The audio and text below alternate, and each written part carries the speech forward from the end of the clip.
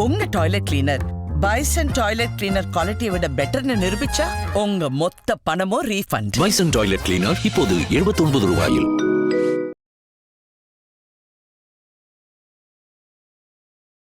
இது எதற்கு இந்த அவசர அறிவிப்புனா, யாராருக்கு சீட்டு கொடுக்கணும், யாராருக்கு கூட்டணி சேர்க்கணும், யாராருக்கு நோட்டு கொடுக்கணும் என்பதை நான் தான் முடிவு பண்ணுவேன். டெல்லியிலிருந்து யாரோ முடிவு செய்வதை நான் ஏற்றுக்கொள்ள முடியாது. ஜெயக்குமார் சொல்கிறாரு, கொடுப்பதை வாங்கி கொண்டு போக வேண்டியதுதான். ஜெயக்குமார் சொல்கிறாரு, எடப்பாடி சொல்லாமல், எடப்பாடி மைண்டு வாய்ஸ் தான் ஜெயக்குமார். மகாராஷ்டிராவில் என்ன நடந்தது இப்போ எடப்பாடி தெரியாமையாக இருக்கிறதெல்லாம் பல ஆலோசகர்கள் இருக்காங்க, சொல்லாமையா இருப்பாங்க. பாஜக நம்ம விழுங்க பார்க்குது, உதவி செய்வதை போல நம்மளை ஆட்கொள்ள பார்க்கிறது என்கிறத எடப்பாடிக்கு தெளிவாக தெரிஞ்சு, ஏன்னா ப்ரெஷர் மேலே ப்ரெஷர் வருது, அழுத்தம் மீண்டும் மீண்டும் அழுத்தம். அப்போ இந்த அழுத்தம் எதற்காக அழுத்தம்னா அவர்களுக்கு லாபம். அவர்கள் இந்துவே இல்லை, அவன் இந்து இல்லைன்னு சொன்ன இதே ராம ரவிக்குமாரையும் திருப்பூர் காடேஸ்வர சுப்பிரமணியனையும் பாஜக அனுப்பி இதை பாஜகவுடைய இந்து வாக்குகளை ஓட்டு போட்டிகளை கொண்டு வரும். இதற்காகத்தான் திருப்பரங்குன்ற அரசியல். இந்த அரசியலை பரபரப்பாக செய்ய ஆரம்பித்த பிறகு திமுக உடனே களத்தில் இறங்கிடுச்சு. களத்தில் இறங்கி ஆஸ்திரேலியாவில் இருந்த திருமாவளவனை உடனடியாக டெல்லி திரும்ப சொல்லி 120 நாடாளுமன்ற உறுப்பினர்களில் டிஆர் பாலு போய் கையெழுத்து வாங்கல, ஜெகத் ரட்சகன் போய் கையெழுத்து வாங்கல, திருமாவளவன் தான் கையெழுத்து வாங்கியிருக்கு. அப்போ திமுக விழித்து கொண்டது, பாஜக திரும்ப முழிக்குது. அப்போ இந்த அரசியல் எல்லாமே அதிமுகவை தாண்டி பாஜக அரசியல் பண்ண ஆரம்பிச்சிருச்சு. என்ன அரசியல்? இந்துத்துவ அரசியல். இந்துத்துவ அரசியல்ல அதிமுகவை பின்னுக்கு தள்ள பார்க்கறது பாஜக.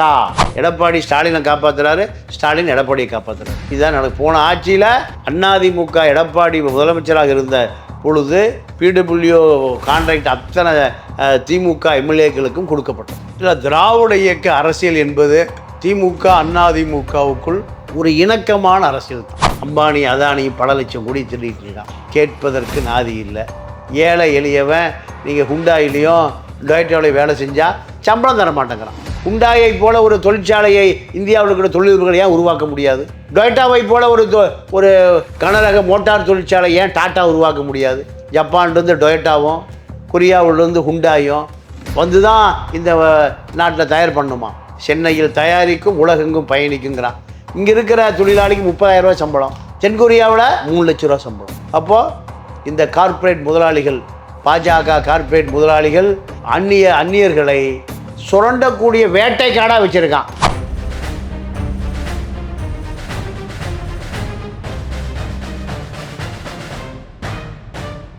ரெட்ரோலுக்ஸ் நெஞ்சங்களுக்கு வணக்கம். நான் கார்த்திக். இன்றைய பொலிட்டிக்கல் பல்ஸ் நிகழ்ச்சியில் நம்முடைய இணைந்திருப்பவர் மூத்த பத்திரிகையாளர் திரு தமிழா பாண்டியன் அவர்கள். வணக்கம் சார். வணக்கம் சார். நேற்றைய தினம் அதிமுகவின் பொதுக்குழு கூடி முடிஞ்சிருக்கு. அதற்கு அடுத்த நாள் இன்று பார்த்தீங்கன்னா எடப்பாடி அவர்களை பாஜக தமிழக தலைவர் நயினார் நாகேந்திரன் அவர்கள் சந்தித்து பேசுகிறாங்க. சந்தித்ததற்கு பிறகு வரக்கூடிய செய்திகள் என்னவா இருக்குன்னா, எடப்பாடி அவர்கள் ரொம்ப கராராக இது எல்லாத்தையும் நாங்கள் தான் பார்ப்போம், கூட்டணி எங்களுடைய தலைமையில் தான் இருக்கும், முதலமைச்சர் வேட்பாளர் நான் தான், அதற்போக கூட்டணியை பற்றி முடிவெடுக்கிறது எல்லாமே நாங்கள் தான் இருப்போம், எந்தெந்த கட்சி உள்ளே வரணும் அப்படின்றது, குறிப்பாக ஓபிஎஸ் டிடிவி கூட்டணியில் கூட இருக்கக்கூடாது அப்படின்ற ஒரு நிபந்தனைகளை நயினார் நாகேந்திரன் அவர்கள்ட்ட சொன்னதாக தகவல்கள் வந்துகிட்டு இருக்கு. எப்படி பார்க்குறீங்க இந்த ஒரு முடிவு? ஏன்னா தொடர்ந்து அவங்க தேசிய ஜனநாயக கூட்டணி என்டிஏ அலைன்ஸ் அப்படின்னு சொல்லிக்கிட்டு இருக்காங்க, கூட்டணி ஆட்சி அப்படின்னு சொல்கிறாங்க. அதற்கு நேற்றே தனிப்பெரும்பான்மையுடன் ஆட்சி அமைப்போம்னு எடப்பாடி சொல்கிறார். என்ன மாதிரியான ஒரு நிலைப்பாட்டில் இப்போ அதிமுக இருக்குது சார்? எடப்பாடி பழனிசாமியை பொறுத்தவரை அவர் இப்போது பாஜக கூட்டணியை சேர்த்து கொண்டதற்கு பிறகு கூட்டணிக்குள் ஒரு கூட்டணி உருவாகும். அந்த கூட்டணி பாஜகவை எதிர்காலத்தில் ஆட்சி அமைப்பதற்கு தேவையான ஆட்களை இந்த கூட்டணிக்குள் பாஜக திணிக்கிறது என்ற சந்தேகம் எடப்பாடிக்கு வருது. வந்த பிறகுதான் இங்கே அவசரமாக இந்த பொதுக்குழு கூட்டப்படுகிறது. அவைத்தலைவர் தான் பொதுக்குழு கூட்டணும். ஆமாம், அவைத்தலைவர் இப்போ உடம்பு சரியில்லாமல் படுத்திருக்கார், தமிழ் மகன் ஹுசைன். இருந்தாலும் கால நீட்டிப்புக்கு அவகாசம் இல்லை. உடனடியாக தற்காலிக அவைத்தலைவர் கேபி முனுசாமியை வைத்து உடனடியாக இந்த பொதுக்குழு கூட்டப்படுகிறது. பொதுக்குழு கூட்டப்படுவதற்கு நோக்கம் என்னன்னா, இந்த கூட்டணி என்டிஏ கூட்டணி, பாஜக அதிமுக கூட்டணி, ஆனால் இந்த கூட்டணியை தாண்டி ஒரு கூட்டணி உருவாவதற்கான வாய்ப்புகளை பாஜக மறைமுகமாக உருவாக்குது. அது எதிர்காலத்தில் பாஜக ஆட்சியில் இதுதான். நீங்கள் இப்போ டெல்லியிலிருந்து கிருஷ்ணசாமிக்கு 7 சீட்டு கொடுக்க சொல்லி உத்தரவு வருது. டிடிவிக்கு 12 சீட்டு, ஓபிஎஸ்க்கு 10 சீட்டு, ஜான் பாண்டியனுக்கு 3 சீட்டு, பாமகவுக்கு 20. இப்படி நீங்கள் இந்த கூட்டணி வாசன் இப்படியான இந்த கூட்டணி கணக்குகளை டெல்லி உத்தரவுக்கு கட்டுப்படுவதா அல்லது பாஜக கூட்டணியில் வைத்துக்கொண்டு அதிமுக ஆட்சிக்கு வருவதா? இந்த நெருடல் வந்த பிறகுதான் நீங்கள் சிவி சண்முகம் சொல்றார், துரோகிகள் கூட்டணிக்குள் உருவாகி விட்டார்கள். அவர் யாரை சொல்றாருன்னா ஓபிஎஸை கூட்டிட்டு குருமூர்த்தி டெல்லி போறார். குருமூர்த்தி தானே அது? சரி சரி. குருமூர்த்தி நீங்கள் ஓபிஎஸ்கிட்ட ஒன்றுமே இல்லை, ஆனால் ஓபிஎஸ்ஐ கூட்டிக் கொண்டு இப்போ எங்கே போகிறாரு குருமூர்த்தி? செங்கோட்டையனை கூட்டிகிட்டு எங்கே போனாங்க? டெல்லிக்கு. செங்கோட்டையன் பின்னாடி என்ன 1 கோடி தொண்டனா இப்போ விஜய்கிட்ட போயிட்டான். ஒரே ஒரு காரில் 5 பேர் போனார். எங்கே? பனையூரில் பதுங்கி இருந்து கொஞ்சம் ஏமாந்து சேகர்பாபு தூக்கிட்டு போய் திமுக சேர்த்துருப்பார். யார்? செங்கோட்டையனை.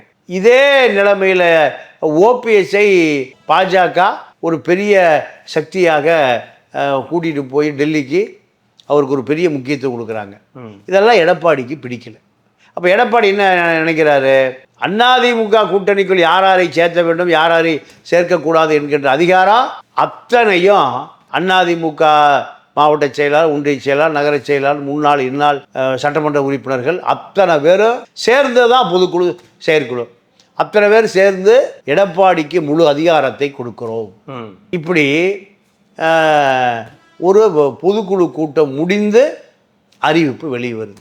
இது எதற்கு இந்த அவசர அறிவிப்புனா, யாராருக்கு சீட்டு கொடுக்கணும், யாராருக்கு கூட்டணி சேர்க்கணும், யாராருக்கு நோட்டு கொடுக்கணும் என்பதை நான் தான் முடிவு பண்ணுவேன். டெல்லியிலிருந்து யாரோ முடிவு செய்வதை நான் ஏற்றுக்கொள்ள முடியாது. ஜெயக்குமார் சொல்கிறாரு, கொடுப்பதை வாங்கி கொண்டு போக வேண்டியது தான். ஜெயக்குமார் சொல்கிறாரு, எடப்பாடி சொல்லாமல், எடப்பாடி மைண்டு வாய்ஸ் தான் ஜெயக்குமார். அப்போது இதுக்கு நெருக்கடி வருவதற்கு என்ன காரணம்னா, கூட்டணி கட்சிகளினுடைய வேட்பாளர்களை, கூட்டணி கட்சிகளுக்கு ஒதுக்கப்பட வேண்டிய இடங்களை, வெற்றி பெறக்கூடிய இடங்களை எல்லாமே பாஜக முடிவு பண்ணுது அதிமுகவுக்குள்ள.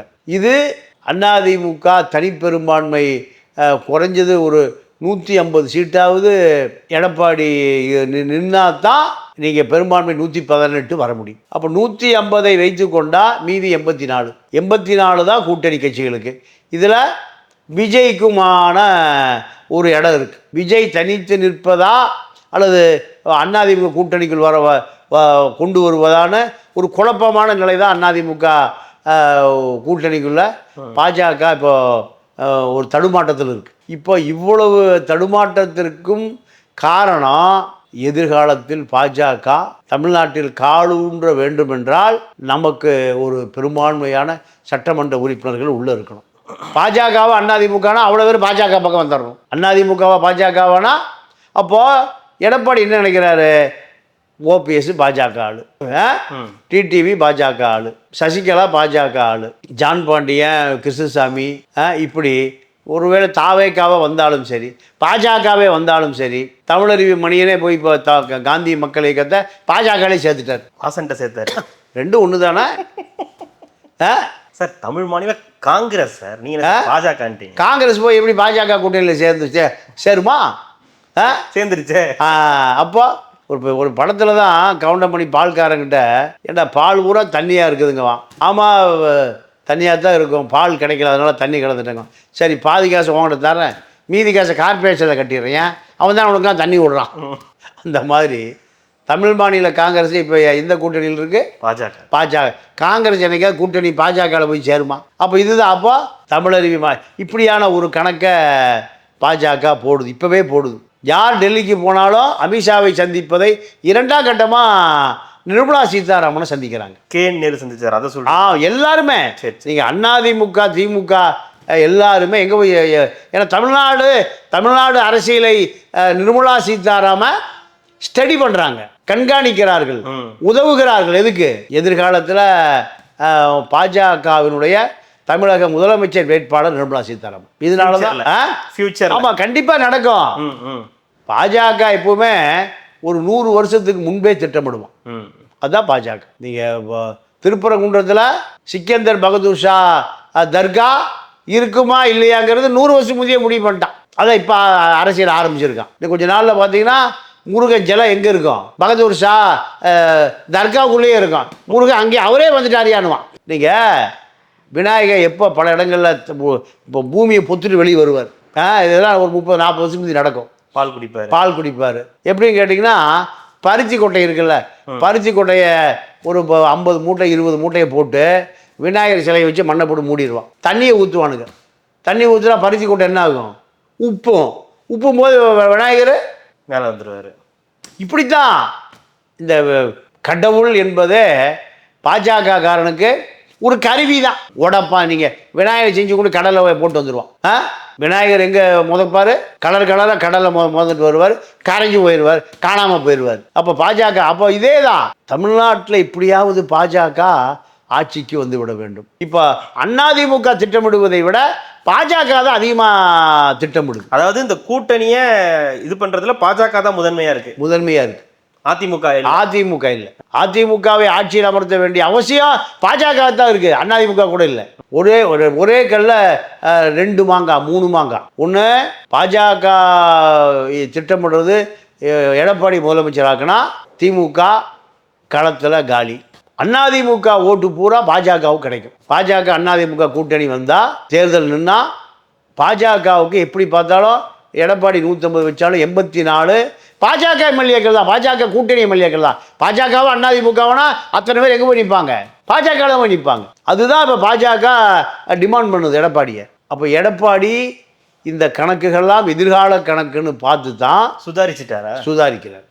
அதுதான் அவசர பொதுக்குழு செயற்குழு.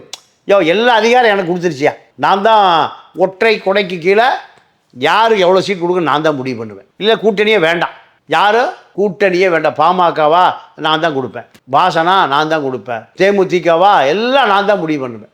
எந்த தொகுதி எத்தனை சீட்டு எல்லாமே. நீங்கள் தேமுதிக அதிமுக கூட்டணிக்கு வரும் நிறைய பேர் சோசியம் சொல்லிட்டு இருக்கான். அது திமுக கூட்டணி செட்டில் ஆயிடுச்சுன்னு யாருக்கும் தெரியல. ஏன்னா எத்தனை விஜயகாந்தருடைய மனைவிக்கு நீங்கள் போலீஸ் எஸ்கார்டு கொடுத்துருக்காங்க. மனைவி மகனும் இப்போ போலீஸே எஸ்கார்டோட போகிறாங்க. ஒரு வாகனமே போகுது. இது வரைக்கும் அந்த வாகனம் இல்லை, இப்போ அந்த வாகனம் சைரனோடு போகுது. திமுகவோடு கூட்டணி முடிவு செஞ்சால் தான் இந்த சைரனே கிடைக்கும். அவங்களுக்கும் ரொம்ப நாளாக ஒரு ஆசை இருக்குல்ல, திமுக கூட கூட்டணி வைக்கணும். ஆமாம், ரொம்ப நாளாக கூட்டணி. எந்த பக்கம் அவங்க பெரும்பான்மையான காந்தி தான், அவர் காந்தி கூட்டணி தான் அவங்க. காந்தி இப்போ ஏவா வேலு என்ன பண்ணிட்டாரு, மாట్లాடி தெலுங்கில் மாట్లాடி கூட்டணி முடிவு பண்ணிட்டாரு. அதனால தான் எஸ்கார்டு. விஜயகாந்த் பையன் தமிழ் பிரபாகரன் சிங்கள பிரபாகரன் எல்லாமே எதில் போகிறாங்க. இப்போ முன்னாடி அவருக்கு எஸ்கார்டு கார் போகுதுங்க, போலீஸ் வேன் போகுது, போலீஸ் ஜீப் போகுது. இன்னும் இவங்க அதிமுக கூட்டணிக்கு வருவாங்கன்னு கனவு கண்டுட்டு இருக்கிறாங்க. எடப்பாடிக்கு தெரியும்ல, எடப்பாடி எல்லாத்துக்கும் தெரியும். இல்லை வரமாட்டாங்கன்றது எடப்பாடி அவர் தெரியும், அவருக்கு தெரியும். அப்போது இப்படி கூட்டணி கணக்கில் போயிட்டுருக்கு. இந்த கூட்டணி கணக்கு எத்தனை சதவீத வெற்றி பெறும் என்பது அது ஒரு கணக்கு இருந்தாலும் இப்போ எடப்பாடியை பொறுத்த வரைக்கும் ஒரு பதட்டத்தோடு இந்த பொதுக்குழுவை கூட்டி முடிச்சிருக்காரு. இல்லை, இந்த ஒரு சுதாரிப்பு அப்படின்றது எதனால இப்போ திடீர்னு உருவாயிருக்கு? இவங்கெல்லாம் ஆக்குபைட் பண்றாங்க, நம்ம சுதாரிச்சு நம்ம தான் தலைமை அப்படின்றத நிரூபிக்கணுன்றதுக்காகவா, இல்லை வேற எதுவும் காரணம் இருக்கா? வேற காரணம் இல்லை தான் காரணம். எல்லாமே அதிகார போட்டி தானே, பவர் பாலிடிக்ஸ் தானே எல்லாமே. பாஜகவுடைய நீண்ட நாள் திட்டம் பீகாரில் என்ன நடந்ததுன்னு தெரியும், மகாராஷ்டிராவில் என்ன நடந்தது இப்போ எடப்பாடி தெரியாமையா இருக்கிறதெல்லாம். பல ஆலோசகர்கள் இருக்காங்க, சொல்லாமையா இருப்பாங்க. பாஜக நம்ம விழுங்க பார்க்குது, உதவி செய்வதை போல நம்மளை ஆட்கொள்ள பார்க்கிறது என்கிறத எடப்பாடிக்கு தெளிவாக தெரிஞ்சு, ஏன்னா ப்ரெஷர் மேலே ப்ரெஷர் வருது, அழுத்தம் மீண்டும் மீண்டும் அழுத்தம். அப்போ இந்த அழுத்தம் எதற்காக அழுத்தம்னா அவர்களுக்கு லாபம், அதிமுக லாபம் இல்லை. அதிமுகவை ஆட்சிக்கு அமர்த்துவது அவர்கள் நோக்கத்தை தாண்டி பாஜக ஆட்சிக்கு வரணும். இல்லை, இப்போ இதில் ஒரு கூட்டணி ஆட்சி இல்லை அப்படின்ற ஒரு முடிவுக்கு சொல்லிட்டாரு. நாங்கள் தான் தலைமை, எங்கள் தலைமையில் தான் கூட்டணிட்டாரு, தனிப்பெரும்பான்மையுடன் ஆட்சி அமைப்போன்றது வரைக்கும் சொல்லிட்டாரு. முதலமைச்சர் வேட்பாளர் தான்றது தீர்மானம் வரைக்கும் போட்டாச்சுன்னு போது பாஜகவுடைய நிலைப்பாடு அப்போ என்னவா இருக்கும்? ஏன்னா இதெல்லாம் அவங்க சொல்லிட்டு இருந்த விஷயங்கள். முதலமைச்சர் வேட்பாளர் அதிமுகவில் ஒருத்தர், கூட்டணி வந்து என்டிஏ கூட்டணி தான் அப்படின்னு நிறைய விஷயம் அவங்க சொன்னதான். இப்போ பாஜகவுக்கு இப்படி ஒரு செய்தி சொல்லியிருக்காருன்னா பாஜக என்ன மாதிரியான நிலைப்பாடு எடுப்பாங்க? பாஜக இந்த நிலைப்பாட்டில் எதிர்க்கக்கூடிய அளவுக்கு வலிமை இங்கே இல்லை, தமிழ்நாட்டில் இல்லை. தமிழ்நாட்டில் இல்லை. கூட்டணி கட்சிகளும் பெரிய வலிமையாக இல்லை. அப்போ எடப்பாடி எதை சொல்லுகிறாரோ அதை கேட்டு கூட்டணி வைப்பதை தவிர வேறு வழி பாஜகவுக்கு இல்லை. அது இப்போ அப்படி ஆயிடுச்சா இல்லை முன்னாடிலேருந்து அது அப்படி தான் இருக்கா சார்? இல்லை, முன்னாடி இவ்வளவு தந்திரமான பாலிடிக்ஸை பாஜக செய்யணும் எடப்பாடி எதிர்பார்க்கல. கூட்டணி பாஜக அதிமுக கூட்டணி, பாஜக வேறு வழி, அதிமுக வேறு வழி. இது கூட்டணி என்பது ஆயுள் கால கூட்டணி இல்லைங்கிறார் எடப்பாடி. தேர்தலுக்கு மட்டும்தான். இல்ல அவரு ரொம்ப நாளாவே அதுதான் சொல்லிட்டு தான் கூட்டணி. அது ஆமா திமுகவை பார்த்து சொல்லக்கூடிய விஷயம். ஆமா ஆமா, இது ஆயுள் கால கூட்டணி அல்ல. இந்த கூட்டணி தற்காலிக கூட்டணி தான். தேர்தல் முடிஞ்சுதுன்னா நாங்கள் எங்கள் வேலையை பார்த்துருவோம். தேர்தலில் வெற்றி பெறுவதற்கான கூட்டணி தான் இது, ஆட்சி அமைப்பதற்கான கூட்டணி அல்ல. இல்லை, அதை ஒரு விஷயம் தெளிவாக சொல்லிக்கிட்டே இருக்காங்க. கூட்டணி ஆட்சி கிடையாது அப்படின்றதுல தெளிவாக இருக்காங்க. ஆனால் தொடர்ந்து அமித்ஷா பேசும்போது என்டிஏ ஆட்சி அப்படின்னு சொல்கிறாங்க. இது இப்போவே ஒரு முரண்பாடாக இருக்கே. இது எப்படி எடுத்துகிட்டு போக முடியும்? தேர்தல் வரைக்கும் இது எப்படி எடுத்துகிட்டு போவாங்க? இல்லை, எடப்பாடி தான் ஜெயிப்பார். ஏன்னா எடப்பாடி தான் பெரிய கட்சி, எடப்பாடி தான் ஓட்டு இருக்குது, எடப்பாடி தான் தீர்மானிக்கக்கூடிய இடத்துல இருக்கார். அப்போது எடப்பாடி உறுதியாக இதே நிலையில் நின்றால் பாஜக அடிபணிவதை தவிர வேறு வழி இல்லை. இப்படியோ நிலை போச்சுன்னா, கூட்டணி முறிவு ஏற்பட்டுருச்சுன்னா இழப்பு பாஜகவுக்கு பெரிய இழப்பு. அதிமுகவுக்கு இல்லை, அதிமுகவுக்கு இல்லை. ஏன் அகில இந்திய அளவில் திமுக மீண்டும் வந்துருச்சுன்னா 5 ஆண்டு கால திமுகவுக்கு சிம்ம சொப்பனமே திமுக தான். பாஜகவுக்கு அதாவது இப்போ பாஜக தென் தமிழ்நாட்டில் அரசியல் பண்ணுவதற்காக திருப்பரங்குன்றத்தை எடுத்திருக்கு. உச்சி பிள்ளையார் கோயிலில் தீபம் ஏற்றியாச்சு, இப்போ தர்காவில் போய் தீபம் ஏற்றணும். இதுதான் இப்போ பாஜக அரசியல். இதுக்கு நீதிபதியே உதவுறாரு. சிஆர்பி படையை கூட்டிட்டு போய் தீபம் ஏற்றியா போய. இந்த ராம ரவிக்குமார் தேனியில் ஒரு தீண்டாமை சுவர் இருக்கு உத்தபுரத்தில். இந்த உத்தபுரத்தில் தீண்டாமை சுவர் நீங்கள் தேவேந்திர குல வேளாளருக்கு இன்னொரு சமூகத்துக்கு இருக்குது, ஒரு மேட்டுக்குடி சமூகத்துக்கு இருக்குது. இதே ராம ரவிக்குமார் யாருக்கு சப்போர்ட்டாக இருக்காரு? ஆதிக்க சாதிக்கு சப்போர்ட்டாக இருக்காரு. அப்போ அவன் ஒடுக்கப்பட்டவன் இந்து இல்லையா? ராம ரவிக்குமார் தேனி உத்தபுரத்தில் 2 சமூகம் சண்டை பிடிச்சிக்குது, மேட்டுக்குடி கீட்டு ஒடுக்கப்பட்ட சாதி. அப்போது அவர்கள் இந்துவே இல்லை, அவன் இந்து இல்லைன்னு சொன்ன இதே ராம ரவிக்குமாரையும் திருப்பூர் காடேஸ்வர சுப்பிரமணியனையும் பாஜக அனுப்பி இதை பாஜகவுடைய இந்து வாக்குகளை ஓட்டு போட்டிகள் கொண்டு வரணும். இதற்காகத்தான் திருப்பரங்குன்ற அரசியல். இந்த அரசியலை பரபரப்பாக செய்ய ஆரம்பித்த பிறகு திமுக உடனே களத்தில் இறங்கிடுச்சு. களத்தில் இறங்கி ஆஸ்திரேலியாவில் இருந்த திருமாவளவனை உடனடியாக டெல்லி திரும்ப சொல்லி 120 நாடாளுமன்ற உறுப்பினர்களில் டிஆர் பாலு போய் கையெழுத்து வாங்கல, ஜெகத் ரட்சகன் போய் கையெழுத்து வாங்கல, திருமாவளவன் தான் கையெழுத்து வாங்கியிருக்கு. அப்போ திமுக விழித்து கொண்டது, பாஜக திரும்ப முழிக்குது. அப்போ இந்த அரசியல் எல்லாமே அதிமுகவை தாண்டி பாஜக அரசியல் பண்ண ஆரம்பிச்சிருச்சு. என்ன அரசியல்? இந்துத்துவ அரசியல். இந்துத்துவ அரசியலில் அதிமுகவை பின்னுக்கு தள்ள பார்க்கறது பாஜக தானே இது வளருவதில். இதெல்லாம் பார்த்த எடப்பாடி தான் சிறிதாக மகாராஷ்டிரா, பீகார் பாஜக செய்த அரசியலை தமிழ்நாட்டிலையும் ஆரம்பித்து விட்டார்கள், யூபியிலையும் ஆரம்பித்து விட்டார்கள். இல்லை, அதான் கடைசி கட்டத்தில் வந்து நெருக்கிட்டாரா எடப்பாடி? இதுக்கப்புறம் வந்து நீங்க வெளியே போனாலும் உங்களுக்கு தான் நஷ்டம் அப்படின்னு ஒரு இடத்துக்கு நெருக்கிட்டார். அப்ப வேற வழி இல்லை. ஏன்னா அதிமுகவை தாண்டி அதிமுகவுக்குள்ளேயே ஒரு பாஜக ஆதரவாளர்களை உருவாக்க நினைக்குது பாஜக. அப்போ இந்த நிலை நீடித்தால் அதிமுக கரைஞ்சு போயிடும். அதிமுகவுக்குள்ள பல துரோகிகள் இருக்கான், பல எதிரிகள் இருக்கான், அதிமுக உள்ளேயே இருக்கான். இப்போ செங்கோட்டையன் தள்ளிட்டு போயிட்டார்ல. இந்த நிலை வந்துவிடக்கூடாது என்பதற்காகத்தான் முழு அதிகாரம் எனக்கு தாயா, பொதுக்குழு செயற்குழு எல்லாம் மாவட்ட செயலாளர் அத்தனை பேரும் எனக்கு அதிகாரத்தை கொடுத்துட்டாங்க. நான் எடுப்பதான் அதிரடி முடியும், நான் எடுப்பதா அதிரடி முடிவு. இதை வந்து டெல்லிக்கு போய் நயினார் நாகேந்திரன் சொல்லணும். நயினார் நாகேந்திரனை டெல்லி அனுப்புது, அனுப்பி இத்தனை பேருக்கு இந்த லிஸ்ட்டு கொடுக்கணும், இந்த லிஸ்ட்டு இத்தனை பேருக்கு கொடுக்கணும். அதெல்லாம் எல்லாம் கொடுக்க முடியாது, நீ போய் டெல்லியில் போய் சொல்லு. ஆனா அந்த பொதுக்குழுல இன்னொரு விஷயம் சொல்றாரு எடப்பாடி, இந்த ஊழல் செய்த அமைச்சர்கள்லாம் இன்னும் கொஞ்ச நாள்ல எங்க இருப்பாங்களோ இருக்க வேண்டிய இடத்துல இருப்பாங்க அப்படின்னு ஒரு விஷயத்த சொல்றாரு. அதற்கு வந்து பாஜக தானே துணை புரியணும், அதுக்கு வாய்ப்பு இருக்கா? இல்லை, பாஜக துணை புரியாது. நீங்கள் நேரு மேலே 1020 கோடி ஊழல், இதை பாஜக கண்டுக்கவே இல்லை. யார்கிட்ட கொண்டு கொடுக்குது? திமுக டிஜிபிட்டு கொடுக்குது, அவர் ஆஸ்பத்திரியில் படுத்துட்டார். அமலாக்கத்துறைக்கு கோர்ட்டு தெரியாதா? வருமான வரித்துறைக்கு நீதிமன்றம் தெரியாதா? சிபிஐக்கு நீதிமன்றம் தெரியாதா? நேரு யாரோட நெருக்கமாக இருக்கார்? சந்திரபாபு நாயுடோட நெருக்கமாக இருக்கார். ரெட்டியாரு நாயுடும் நெருக்கமாக இருக்காங்க. அப்போது நாயுடு நினைத்தால் டெல்லி ஆட்சி கவுந்து போகும். 16 சீட்டை வாபஸ் வாங்கினார்னா பாஜக ஆட்சி கவுந்து போகும். அப்போது பாஜகவோடு திமுக எவ்வளோ நெருக்கமாக இருக்குன்னு பாருங்க, பாஜகவுக்கு வேண்டியவர்களோடு எவ்வளோ நெருக்கமாக இருக்குன்னு பாருங்க. அப்போது இதெல்லாமே தமிழ்நாட்டு அரசியலில் சகஜம். திமுகவும் பாஜகவை திட்டும், பாஜகவோட நெருக்கமாக இருக்கும். அதிமுகவும் பாஜகவை பேசும், அதிமுகவும் பாஜகவோட நெருக்கமாக இருக்கும். பாஜக திமுக அதிமுக 2 கட்சிகளையுமே கட்டுப்படுத்தக்கூடிய நிலையில் தான் இருக்குது. ஏன்னா 2 பேருமே பலவீனமானவர்கள், 2 பேருமே பல கோடிகளை வச்சுருக்கான். தமிழ்நாட்டு கடன் ஏறக்குறைய ஒரு 10 லட்சம் கோடி கடன் வாங்கி வச்சுருக்காங்க.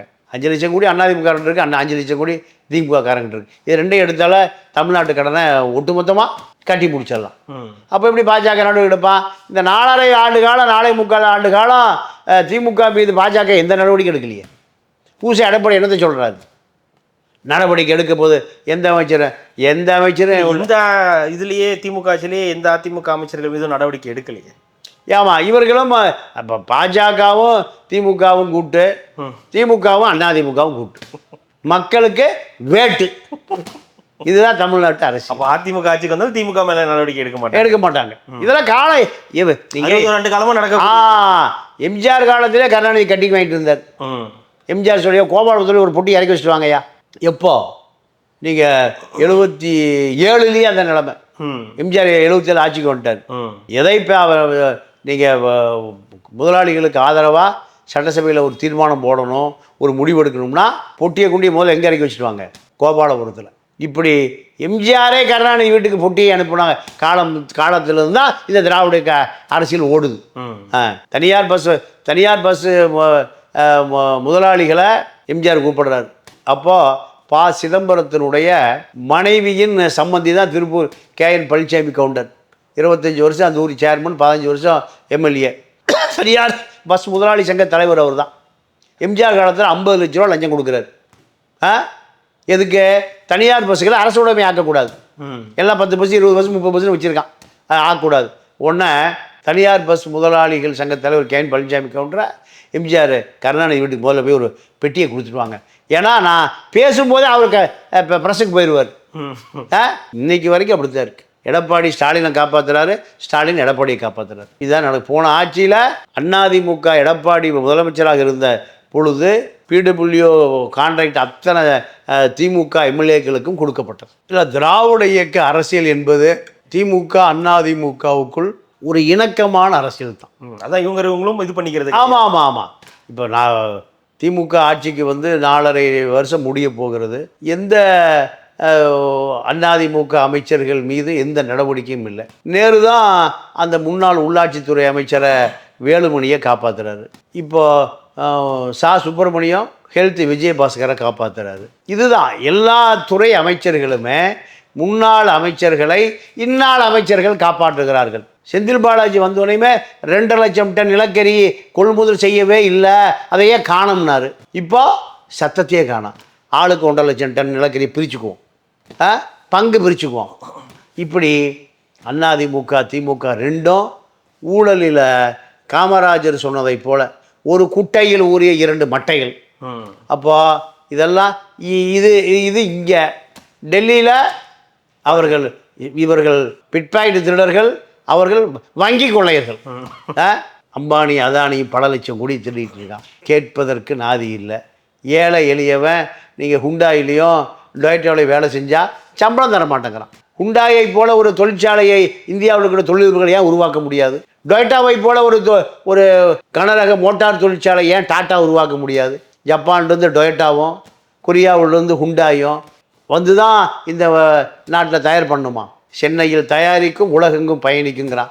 இங்கே இருக்கிற தொழிலாளிக்கு 30,000 ரூபா சம்பளம், தென்கொரியாவில் 3 லட்ச ரூபா சம்பளம். அப்போது இந்த கார்ப்பரேட் முதலாளிகள், பாஜக கார்ப்பரேட் முதலாளிகள் அந்நியர்களை சுரண்டக்கூடிய வேட்டைக்காடாக வச்சுருக்கான். கேட்டால் இந்துக்கள், எல்லா இந்துக்கள். அப்போ 30,000 சம்பளம் வாங்குறவன் இந்து தான், அங்கே 3 லட்ச ரூபா சம்பளம் கொடுக்குற அவன் கொரியக்காரனை இங்கே இருக்கிற இந்துவை சுரண்டுவதை டெல்லியில் இருக்கிற இந்து அனுமதிக்கிறான். இதுதான் இங்கே அரசியல். கண்டிப்பாக சார், அடுத்தடுத்த நிகழ்வுகளை தொடர்ந்து பேசலாம். மிக்க மகிழ்ச்சி, நன்றி.